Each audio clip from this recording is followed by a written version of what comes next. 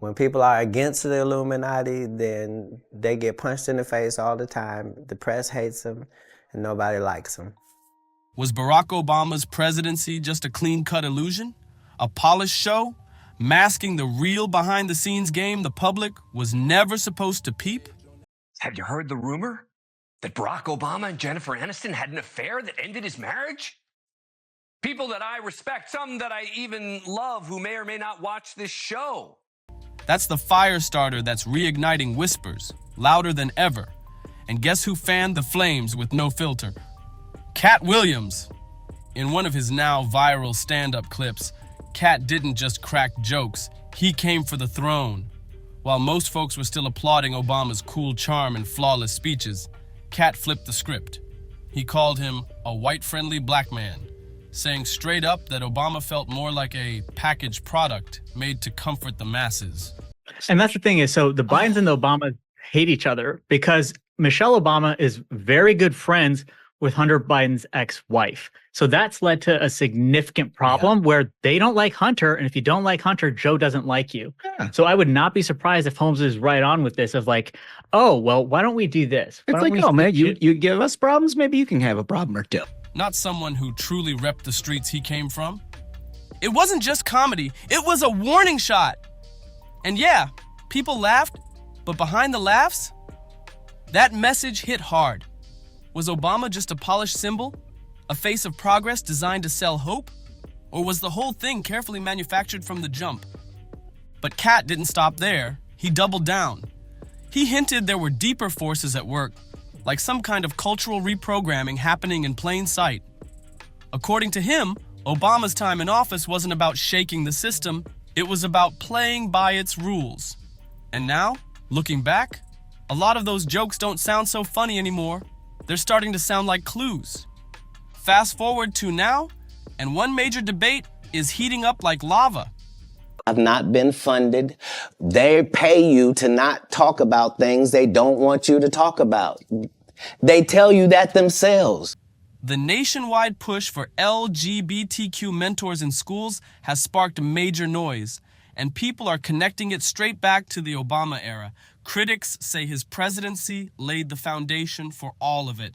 Some voices, especially in conservative corners, have been calling out what they describe as a pro-homosexuality agenda, a term packed with controversy but still popping up again and again.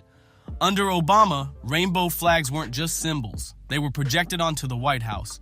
Federal protections got expanded big time, and depending who you ask, that was either long overdue or way too far.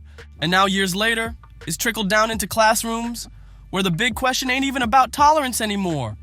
It's whether kids should be taught these values at all. I mean, there's, not to add insult to injury, but there's a Daily Mail report out today saying Kamala Harris's marriage may be on the rocks. Like everybody's on the rocks.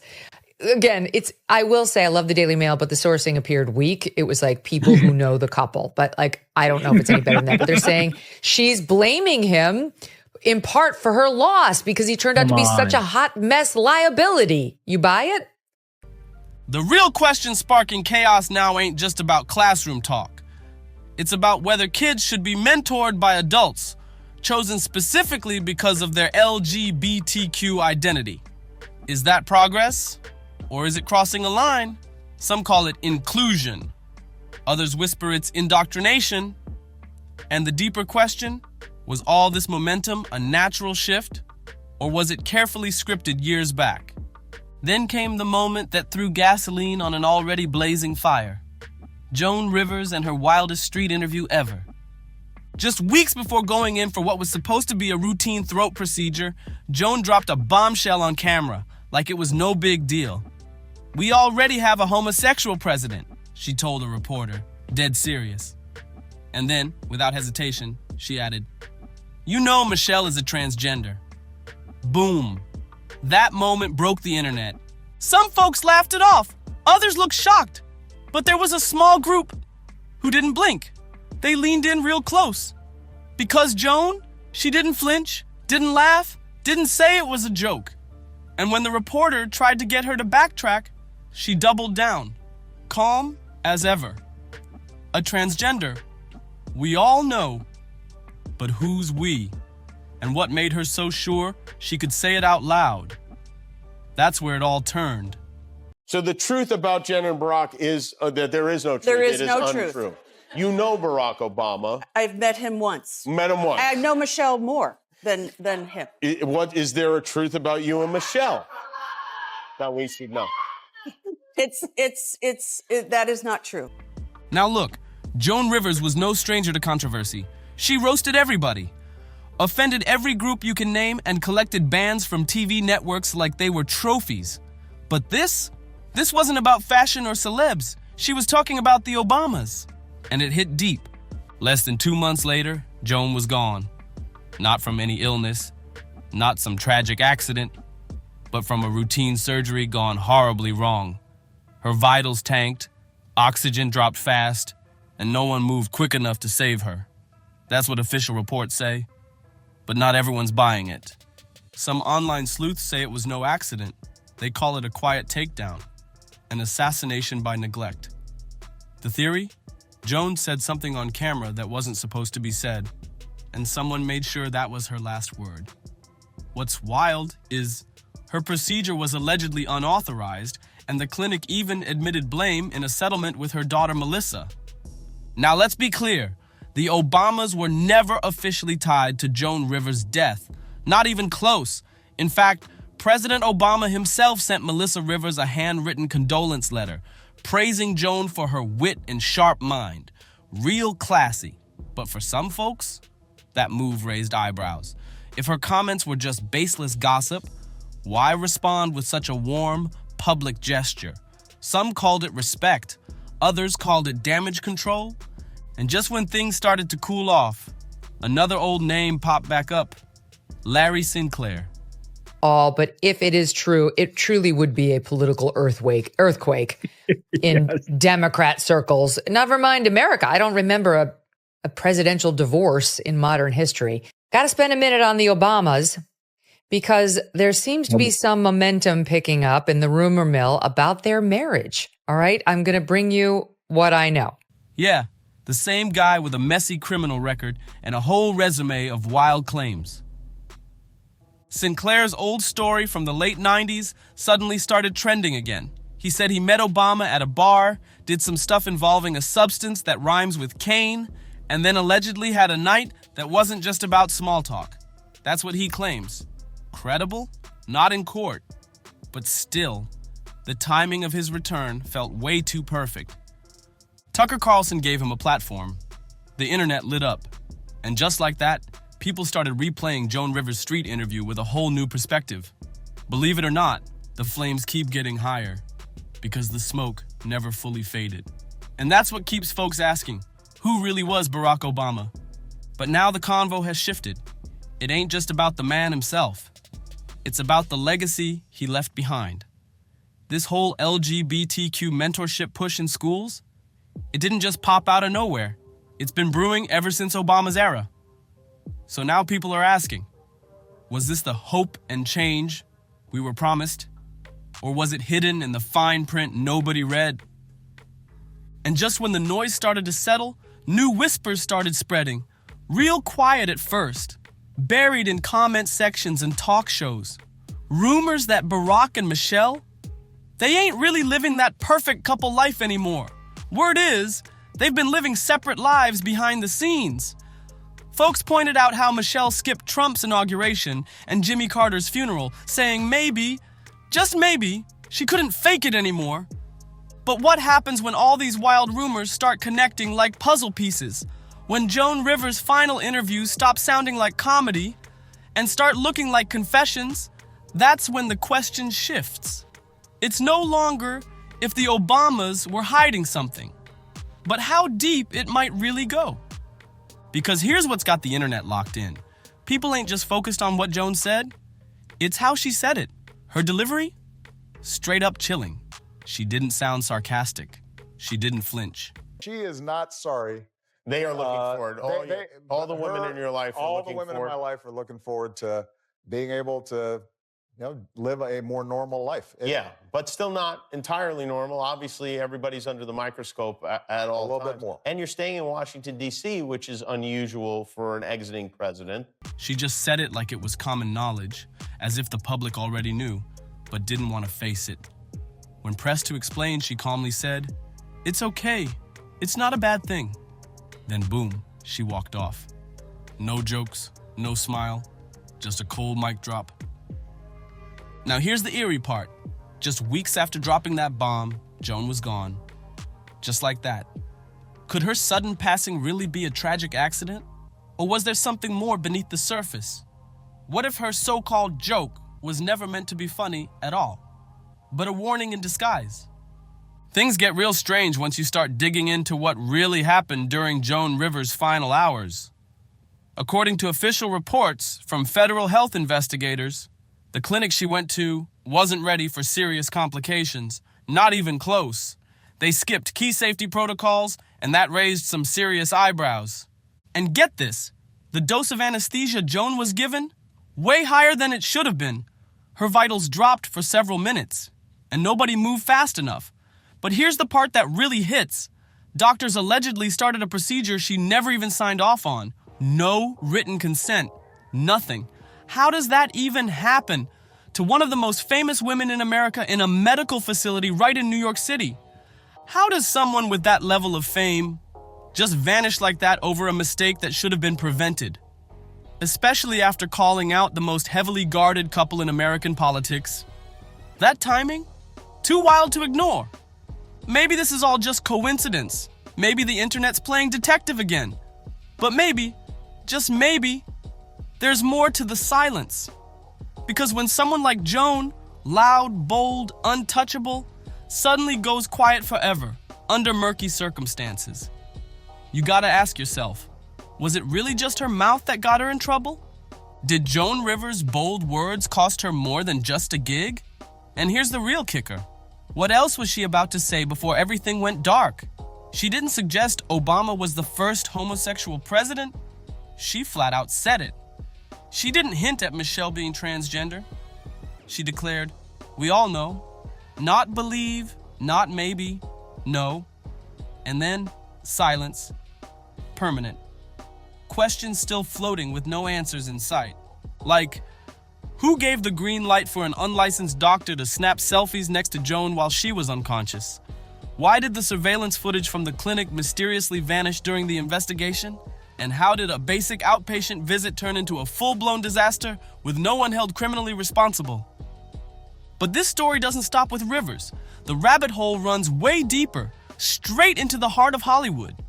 Because if Barack Obama wasn't just a political icon, but a cultural designer, then where he really left his fingerprints was in the entertainment biz.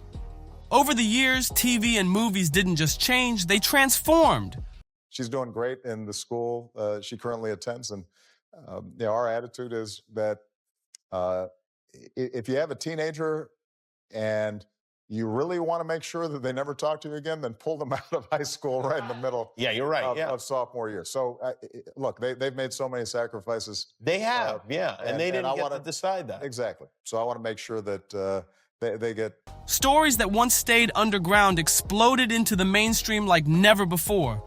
Inclusion wasn't just trending, it became mandatory. Everything got brighter, bolder, wrapped in rainbow vibes and glitzy slogans. But now, some insiders are starting to whisper, was all that really organic? Or was it all choreographed from behind the curtain? And the name that keeps surfacing in those whispers? Jennifer Aniston. Yeah, that Jennifer. The golden girl from Friends. No one expected her name to pop up in the Obama conversation, but suddenly, tabloids lit up with claims that her connection to Barack wasn't just professional. The gossip? That they were more than just aligned on production projects. Checkout aisle magazines ran wild. Late night shows had a field day. And then Aniston finally spoke out. On Jimmy Kimmel, she said it was absolutely untrue. Claimed she'd only met Barack once, and actually knew Michelle better. Clean denial? Maybe. But it didn't kill the noise. If anything, it just made people ask new questions. What if the link between Jen and Barack wasn't about romance at all, but strategy? Because let's not forget, Obama didn't vanish after leaving the White House. And for me, going high is not losing the urgency or the passion or the rage, especially when you are justified in it. Going high means finding the purpose in your rage. You know, rage without reason, without a plan, without direction is just more rage. Through Higher Ground Productions, he inked major deals with streaming giants, launched docuseries, and put himself right at the center of modern storytelling. And that's what's got folks buzzing.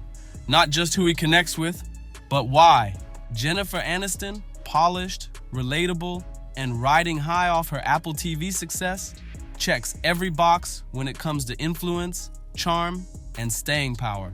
So is it really that far-fetched to think that pairing two of the most trusted public figures, one from politics, one from pop culture, could be part of something bigger than just screen credits? What if it's about shaping how people think without them even knowing it? Think about it. If public trust is the real currency, then Obama and Aniston are sitting on solid gold. And if you can shape values, identity, and even voting habits through stories, who better to steer the ship than Hollywood's top-tier crew? That's where things start feeling a little too perfect. Because if Obama's time in the White House was just Act 1, could Hollywood be his Act 2? This ain't about passing laws, it's about persuasion. Influence not through speeches, but through scripts, characters, and binge-worthy drama. A whole generation's been raised on streaming, Netflix, Hulu, Apple TV, eating up prestige content without even noticing how much political messaging is baked in. Was it pure coincidence that progressive themes started flooding screens right after Obama left the Oval Office and stepped into the media world? Or were those ideals always part of the blueprint, just waiting for the right faces and platforms to roll them out? According to quiet chatter in the industry, Obama's reach in Hollywood runs deeper than anyone guessed. From casting choices to storyline approvals, some insiders believe he's helped craft a kind of cultural think tank, a private alliance of A-listers, producers, and showrunners who all move with the same mission. Whether that mission is real passion or high-level planning, that's the murky part. But even people outside the industry are noticing the signs. Shows and movies with heavy social messaging, they don't just get made, they get fast-tracked. Red carpet buzz, viral campaigns, glowing reviews. It all hits like clockwork. And now folks are asking, who's really pulling the strings behind the scenes? And if the mastermind behind all this storytelling power just happens to be a former president with a global platform and his own production company, then it wouldn't be the first time soft influence was used to quietly shape hard reality. Meanwhile, the rumors, they keep evolving. Divorce buzz, political tension, and more public appearances without Michelle. Her absence from key events like Trump's inauguration or Jimmy Carter's funeral hasn't gone unnoticed, and neither have the subtle, awkward vibes between her and Barack when they do show up together. Eyes are on body language, forced smiles, and sidesteps that speak volumes without a word. Then came the podcast Bombshell. Not some random blog or shady YouTube channel, but a show hosted by actual DC insiders casually dropped a claim that the Obamas are no longer really living as a couple. Now that, people pay attention to, because when that kind of claim comes from plugged-in political voices, not anonymous online trolls, it sticks. But just as whispers about their marriage and media influence started heating up, another familiar name came crawling back out of the shadows. Larry Sinclair. Yeah, the same guy from back in the day whose wild story about Barack Obama and a late 90s limo ride was once brushed off as nonsense. Sinclair's claims, straight up explicit, full of detail, and dripping with scandal, alleging a drug-fueled encounter with Obama in Chicago long before the rest of America even knew his name. Back then, mainstream media torched his credibility. The man had a rap sheet. He failed a polygraph during a messy press conference, and just like that, the story vanished. But here's the twist. It's back. Thanks to rising alt-media platforms and one major political commentator giving Sinclair a second shot at the mic, the whole saga has resurfaced. And now people are asking, if it was so fake, why was it buried so fast? Why didn't anyone dig deeper? Because that's the unsettling part. It wasn't just dismissed, it was shut down. No follow-ups, no investigations. No neutral fact-checkers even tried to verify the claims. Some now wonder, was this just a wild hoax or a story too risky to let breathe? It's not even about whether Sinclair's tale is true. It's about why it had to disappear so quickly. Was it about protecting a man or preserving a myth? And that's what's cracking the surface wide open. Because if even one part of that story holds weight, if even a fraction of Obama's early life was hidden, cleaned up, or sealed off, then what else might have been erased before the spotlight ever hit him? This could be a whole different kind of legacy, one the public was never supposed to unpack. So if that's the part we've seen, how much has been kept off the record? In a world where every celeb slip-up gets exposed within hours, how did someone as watched as Barack Obama manage to float above the chaos for over a decade? Whether Larry Sinclair is just telling tall tales or he's a buried whistleblower, the deeper fear he taps into is real.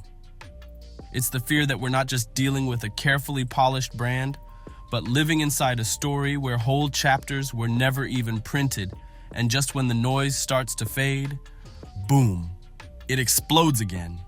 Meghan McCain, yeah, that Meghan, daughter of the late Senator John McCain, went on air and casually dropped that she'd heard whispers about an Obama divorce.